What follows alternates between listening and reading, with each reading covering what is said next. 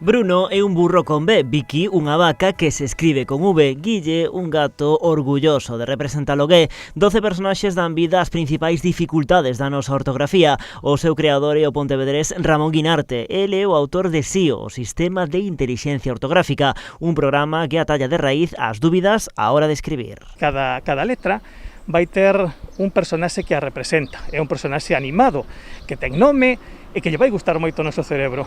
Entonces, ti cando teñas que recordar unha palabra, só tes que vincular o personaxe que representa esa dificultade ortográfica co significado da palabra. Eso a mente lle encanta. O método aproveita o sistema de procesamento da mente para conseguir mellorar a ortografía, en especial para aquelas persoas consideradas auditivas. Unha palabra para quen visual non ten moito problema porque a representa na súa mente como unha fotografía, pero para unha persoa auditiva é diferente, el procesa sonidos. Entón, esta é unha fórmula nova de generar un programa na nosa mente.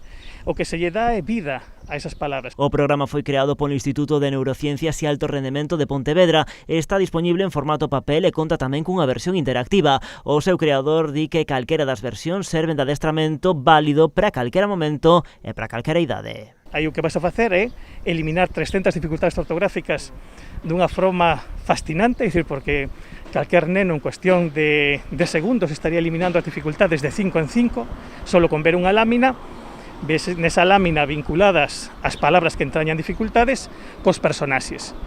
Eso solo con velo unha vez, é dicir, o teu cerebro ves unha vez e desapareceron 5 dificultades ortográficas con cada golpe de vista. Un método de aprendizaxe universal de Guinarte nun momento no que se está a rexistrar un incremento de erros ortográficos na escrita por mor da expansión das redes sociais e a mensaxería instantánea tipo WhatsApp. O sistema pode adquirirse a través dunha descarga na sección de ebooks de Apple ou en formato físico por Amazon.